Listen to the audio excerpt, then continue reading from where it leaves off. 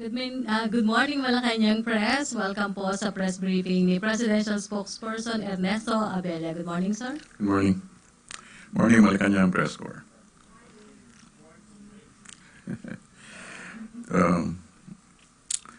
Today we celebrate the third anniversary of the Yolanda disaster. We celebrate the triumph of the human spirit, the human community, the Filipino people, and the survivors, and all those who stood with us, all the nations who helped us get back on our feet, the agencies, the organizations, and all who pitched in. They, together with all their communities affected by Yolanda, are living examples of what can be achieved when we work together. Yolanda brought misery and grief to our people, but it has likewise provided us with many lessons in our pre- and post-disaster response. On the part of the government, this ordeal taught us to exercise tapang at malasakit. Politics and disaster, as they say, is always a bad mix, so we will have none of that in this administration.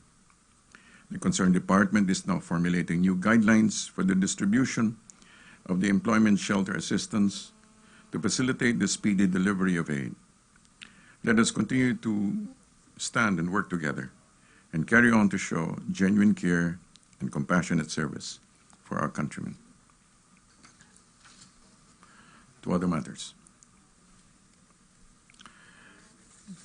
President Rodrigo Duterte said he will uphold the Paris Agreement, which seeks to cap the rise of global temperature resulting from climate change.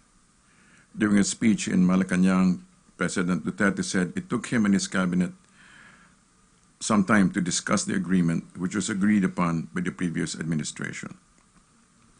He did say that he would sign the agreement, explaining that it was a unanimous vote for his cabinet, but after he and another member raised concerns. However, Duterte warned that although the agreement is a binding treaty, it does not have sanctions to hold countries accountable. He said bigger and industrialized nations could violate it and at the same time could not be forced to pay for damages. He also pointed out that the climate fund will not be used to pay for damage incurred by climate vulnerable countries. Instead, it will be allotted for projects. Regarding the signing of the Bangsamoro Transition Commission, President Rodrigo Duterte on Monday, November 7, signed an executive order creating an expanded Bangsamoro Transition Commission in an attempt to make the peace process in Mindanao more inclusive. From the 15th, the new BTC will have 21 members tasked to draft the enabling law in establishing a Bangsamoro government in Mindanao. 11 of the members will come from the MILF, including the chairman of the BTC. 10 of its members will be nominated by the government. 3 of the government's nominees will be from the MNLF. The BTC is expected to submit the draft law to Congress in the middle of the next year. We'd like to open ourselves to a few questions. Thank you, sir. First question will come from Rose Nevenario. Microphone, thank you.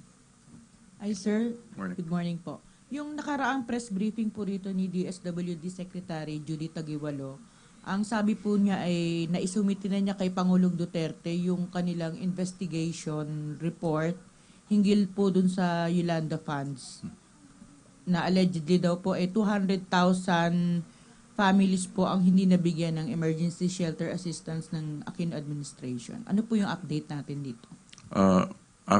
Since then, we have not received any formal updates, but we'll follow up on that. Okay, thank you. Follow-up question about Yolanda or other issue? Ace or Marlon, Dreo Alonso? Microphone, please. Thank you. Dreo. Sir, in an interview with CNN po, MNLF founder Nur Meswari expressed, called the MILF traitors, parang expressed distrust towards them. So how will the government try to solve this rift, considering that they will be sitting, their members will be sitting in one panel? How will this affect the peace process po? It will have to be settled even before the process takes place. So they'll have to sit down together and be able to express their opinions and doubts and difficulties. But it will have to be resolved before they actually sit down. Or wouldn't this slow down the peace process? It's part of the process of peace, resolving difficulties and conflicts. Thank you. Follow-up question about peace talks. Lilas, Salaveria. Just for clarification, when you say they have to sit down, are you saying the OPAP has to mediate between the MILF and the MNLF? Because they'll be sitting on separate panels to craft their proposals for a new Bangsamoro entity. The OPAP will be in charge of settling those matters, yes. Follow-up question, or no more question about peace talks or peace talks? Other issue, Laila or Marlon? To be followed by Leo. Sir, will the President bring up the issue of the country's claim on Sabah when he visits Kuala Lumpur within the week? We do not know the details regarding those matters, but as far as I know, it's not on the table, as far as I know. As far as I know, but I may be wrong. How would it affect, sir, yung relasyon or yung pagbisita ng Presidente sa Kuala Lumpur regarding dun sa sinabi ni Normiswari that Malaysia was behind the kidnappings in Sipadan? And that was Normiswari's opinion. So it will have to be, but the President himself did not voice that concern. Thank you, Marlon. Leo? Sir, balikan ko lang yung sa Yolanda. May cabinet meeting naman, di ba? And the Vice President was there also. Hindi ba natanong si Vice President Robredo kung bakit hanggang ngayon wala pang pabahay? Ewan ko po kung it wasn't directly addressed, that sort of thing. It wasn't directly addressed. So wala pa until now? Kasi lahat naman, alam naman na nasa dilawan si Vice President. So parang ibinigay sa kanya yung katungkulan na yun bilang HUDCC, and then until now parang wala pa. Ang mga taga-Amerika nagtatanong dahil pumunta siya doon, humihingi siya ng tulong, humihingi siya ng pondo, bakit walang nangyayari? It's something that we'll just have to wait for the report, the final report coming from Secretary Duty Taguiwalo. Thank you. Okay. Thank you, sir. No more follow-up or other issue? Henry Uri? Sir, just a follow-up dun sa statement ni Ginong Miswari about Malaysia as he tagged as a kidnapper. Okay. Is the government disowning the statement of Mr. Miswari? Not disowning, but not taking it taking it as its own position. Okay, that was Miswari's position. Okay. So ano ho yung eksaktong pagkakatimpla doon ng gobyerno? Wala tayong ang gobyerno walang kinalaman sa sinabi niya.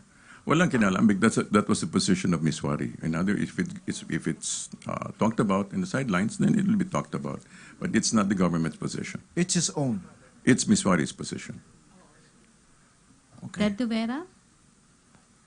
Good morning, sir. Yes, sir. Sir, kahapon po may binanggit po si Secretary Delfin Lorenzana na magpapatuloy pa rin po yung balikatan exercises. Okay. As he presented it to the President, sir. So, any thoughts on this, sir? Bakit nagbago po yung position ni President?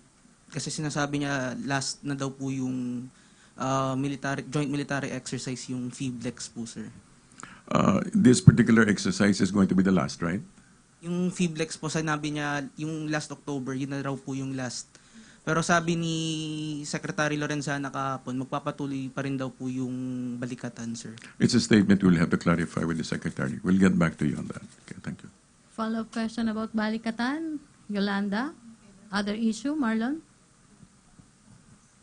Just on the Paris Agreement on climate change. When the President said he would sign the international treaty, is he joking or should the people take him seriously this time? Why should he be joking about that? It's a serious... Of course. Yeah, of course. Yeah. Sir, can you tell us about exactly how the discussion went about the... were you there, sir? Kasi sinasabi niya mahal. Basically, Basically, at the end of the meeting, Sec Gina was tasked to go to join the Marrakesh meetup, and she would come back, but basically the president already gave his implicit agreement to sign, just as long as all the issues would be clarified. His main issue, of course, was climate justice. He was very, very concerned about climate justice, and also there were certain things that he was quite concerned about, like sanctions to be taken if and when, because the agreement is not supposed to be binding. He wanted clarification regarding that. So these are some of the matters that need clarification, but implicitly he does agree with it. He did agree with it, as he said so yesterday. Sir, the president said he and Secretary Asay were among those who, actually they're the only ones who opposed the signing of, or the ratification of the Paris Agreement. How about dun sir, sa mga, among those who supported it, sino yung pinaka-vocal about the signing of the agreement? Sec Gina. Sec Gina, of course. May we know your position, sir? My position is I don't have any opinion. Thank you. Thank you. Marlon. Benji Liwanag? Yung microphone. Good morning, sir. Yes. Other topic. Yesterday, may sinabi si Pangulo na sa mga reporters na... Okay, sir. May sinabi si Pangulo yesterday na inutusan lang bumili ng tinapay, naging broadcaster na. Are you privy kung sino itong broadcaster na tinutukoy niya, sir? Fortunately, not. Okay. Thank you. Thank you. Tina Mendez, Philippine Star. Sir, may we know any updates dun sa rescue operation sa German National? It's being undertaken. The whole matter is under investigation, and there's a process going on behind it. Okay, thank you. Sir, last week may nabanggit din ang Pangulo sa kidnapping sa Binondo of 6 nationals. May denial, tapos ngayon may verification ng NCRPO. Any update? Basically, I think recently Senator Lacson made mention of that. Okay, so there seems to be an acknowledgement regarding the matter. Okay, thank you. I would like to make a correction regarding the statement that today, regarding Yolanda, the Yolanda event, we remember the 3rd year anniversary, but we also remember the triumph of the human spirit. Okay, Ted Tuvera. Sir, regarding po dun sa sinabi kahapon ni Presidente na kinakancel niya na po yung pagbili ng mga armas sa US. Sir, how do you reconcile yung statement niya? Kasi yung unang sinabi niya, pwede naman siyang bumili sa ibang bansa. Pero sinabi niya towards the end ng speech niya na hindi naman natin kailangan ng mga armas. How do you reconcile yung ganung pagkakaiba, sir, ng statement niya? From what I understand from the statement, he said pwede. Although there's caution in his statement. In other words, he said that what's the purpose of purchasing so much arms? Otherwise, it would be used. Would it be used against the Filipino people? So there's a certain caution that he has himself. Although, in terms of purchasing, it can be purchased from other places. Sir, may binanggit din po si Pangulo last week na gusto niya raw po bumili ng missile sa Russia. Is that a joke, sir? Probably so. Probably so. Maybe it's a light-hearted statement. Yes. Henry. Secretary Igso Yolanda, anong ilalatag na ngayon ng Duterte administration sa pabahay, livelihood, sa mga tagal ng hinihinging tulong ng mga biktima ng Yolanda? I think that's part of the report that Judy Taguiwalo is finalizing and laying out. So we'll as soon as the report is made clear and final, then we can discuss that. Mayroon na ba tayong a certain amount na pinag-usapan sa palasyo kung magkano ang ilalabas na pondo ng gobyerno para sa Yolanda? I don't have the amount for that. Thank you, Henry. Nel Maribuhok, to be followed by Marlon. Sir, suportado po ba ng Malacanang yung version ng lower house na emergency powers? Dahil kahapon idinitalya nila yung nilalaman ng emergency powers. It includes yung preventing lower courts to issue TRO on programs to para sa traffic programs, traffic crisis.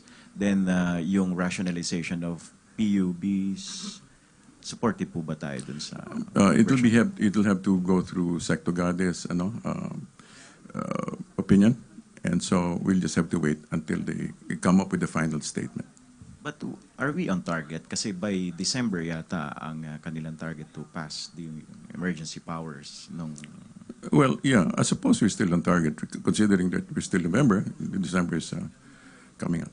Thank you. Thank you, Nel. Marlon, to be followed by Raymond. Bombo, Tinasa. Sir, how do you respond to criticisms that the brazenness of the killing of Mayor Espinosa and other drug suspects who are already detained or already in custody were actually a result of the president's remarks about the drug war and about... You know, the death of Mr. Espinosa does not add to the gain of the government nor to the president. There's nothing to gain in that situation. So it's something that really needs to be examined and investigated properly.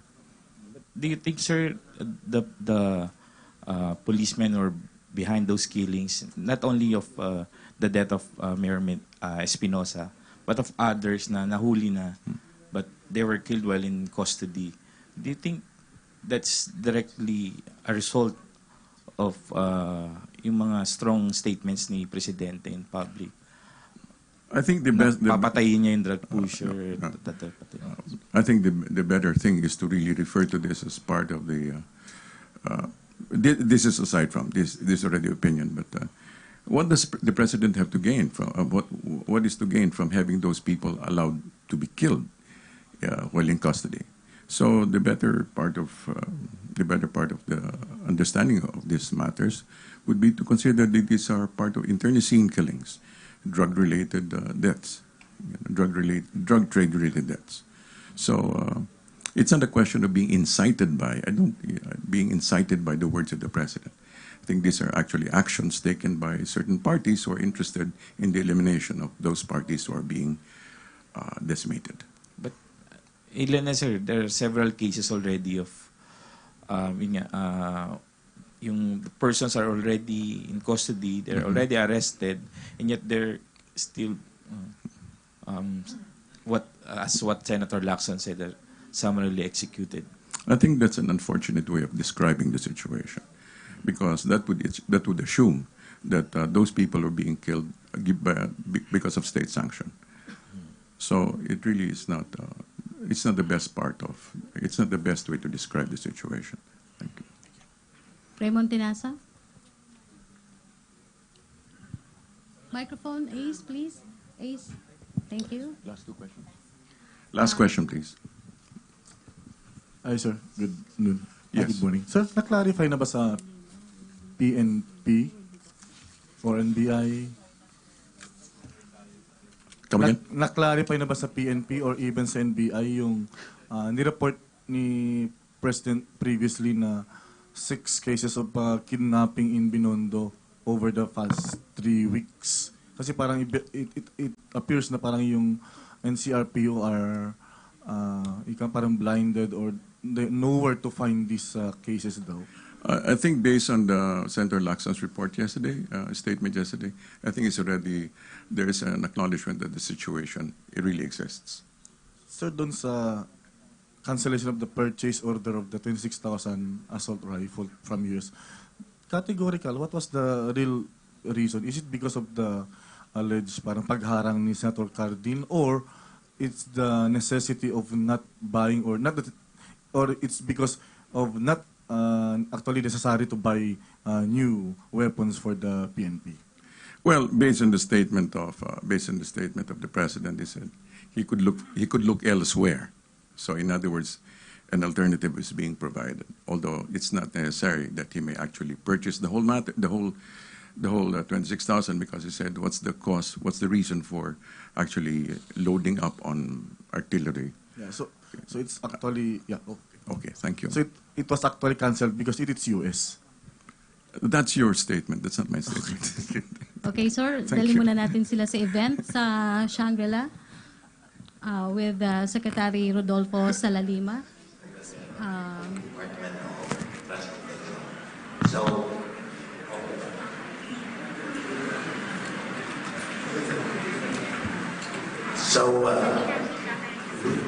We now have some words from the greatest sponsor. The greatest sponsor is Malacanang, and we need to hear from the office of the President. And the person who will deliver the address from the office of the President is someone I knew quite well when I became the Secretary of the DICT. Because during cabinet meetings, we are seatmates together with Secretary Andanar, Mr. Frenia, and the Budget Secretary. This person is not only human. To my mind, he is very humane in his dealings with us. This person is very good-natured. He is a very, very balanced person, very rational. Ladies and gentlemen, I present now to you the defender of the faith, the defender of Malacanang, the presidential spokesperson, Secretary Abella.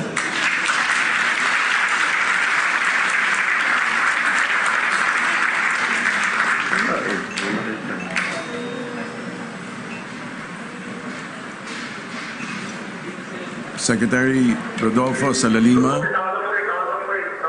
of the Department of Information and Communication Technology, Honorable Congressman Cesar Sarmiento, Chair of the House Committee on Transportation, Executive Director Julito Vitriolo of the Commission on Higher Education, Undersecretary Eliseo Rio of the DICT, Undersecretary Dennis Villorente of the DICT, industry partners, media, and fellow public servants, good morning.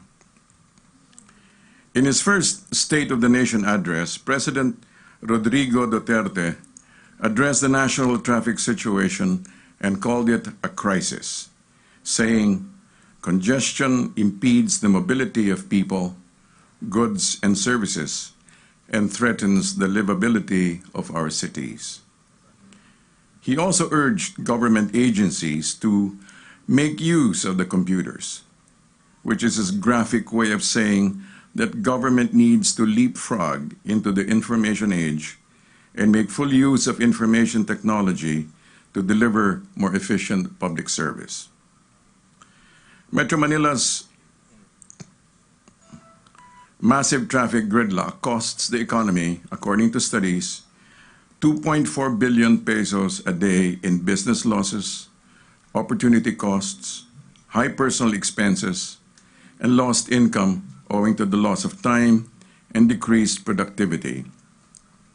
These are monies that we can ill afford to lose, and which we propose can be plowed back into productive use through the societal applications of ICT, information and communication technology solutions. Our workers, employees, business, households, and students spend many unproductive hours on the road, not only in Metro Manila, but also in the highly urbanized areas of Rizal, Bulacan, Cavite, Laguna, Batangas, and Metro Cebu. The root cause being the lack of roads and inadequate mass transport system. While we expect the needed public infrastructures to be addressed within a few years, the negative economic results caused by massive traffic jams cannot wait that long. Information technology can provide the necessary intervention. For example, employees can telecommute instead of physically traveling and thereby help unclog blocked traffic arteries. In its different forms, telecommuting refers to teleworking, telepresence, telelearning. Through teleworking, the employee utilizes communications and IT solutions so he or she can work from home or an alternative work site as they would in the traditional workplace. Through telepresence, small groups can have face-to-face meetings through video conferencing and remote presence technology. Education can greatly benefit from telelearning technology. Public schools and government learning centers can allow students and faculty to hold classes and school activities without being physically together on campus. This is especially helpful for community-based learning, TESDA courses, and continuing adult education. In this regard, the ICT is leading government-wide telecommuting efforts. Since telecommuting technology is broadband internet-based, the ICT is facilitating and accelerating public access to the internet by expanding the broadband structure throughout the country, ensuring connectivity and lower costs for high-speed remote and mobile access. To promote the concept of telecommuting, it is important to have significant public-private partnership and a public policy enabling environment. For example, the private sector in partnership with the government sector aim to develop and provide ICT solutions, lasting systems, ICT-based traffic management, parking management, carpooling, installation of high-speed Wi-Fi zones along congested roads. These incremental efforts to mitigate the traffic crisis as government continues to expand and improve the road network and public transport of the country. The responsibility of providing a more comfortable life for every Filipino, as the President said in his inaugural speech, cannot be done by a single government agency, but only through the collaborative effort of all agencies in partnership with private industries. It harks back to bayanihan, an ancient Filipino value that we need to rediscover as we pull together in our quest to build a nation that serves the Filipino people's interests ahead of personal gain, believing that as we give, so also we receive. We are confident that this forum will be a success with the draft EO to be recommended to the President.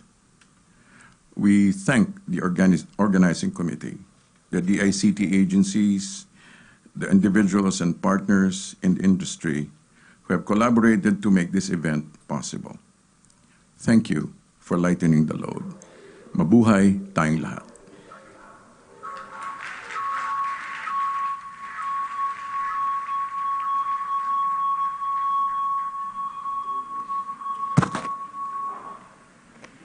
Secretary Abella. So, how are you, President? Questions?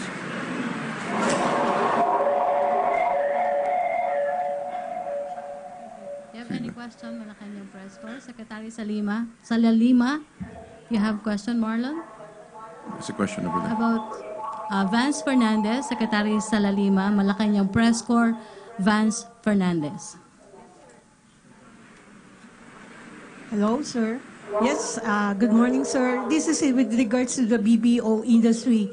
I think that the President mentioned last time that we would be able to get out of this BPO industry with the United States. Now, what can this the ICT do with this kind of what can this be the ICT do with this BPO industry in the Philippines?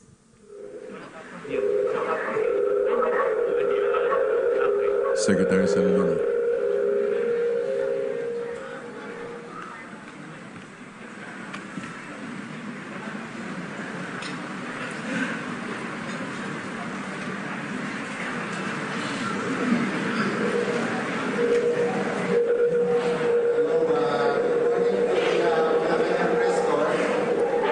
Right now we are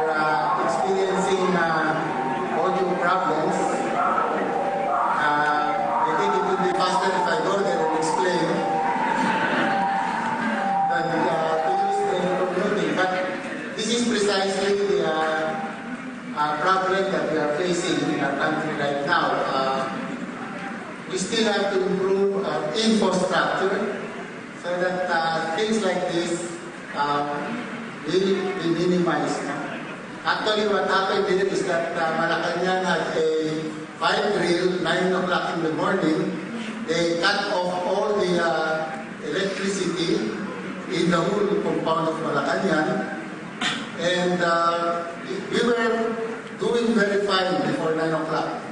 But when they put on the power back, then this thing, so we have to more or less consider these things in the way we do things as explained.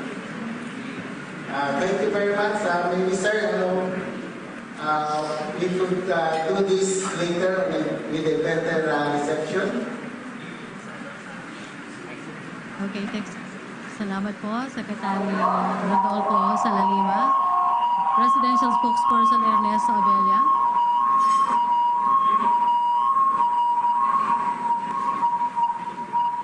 Okay, thank you Malacanang Press Corps. Thank you.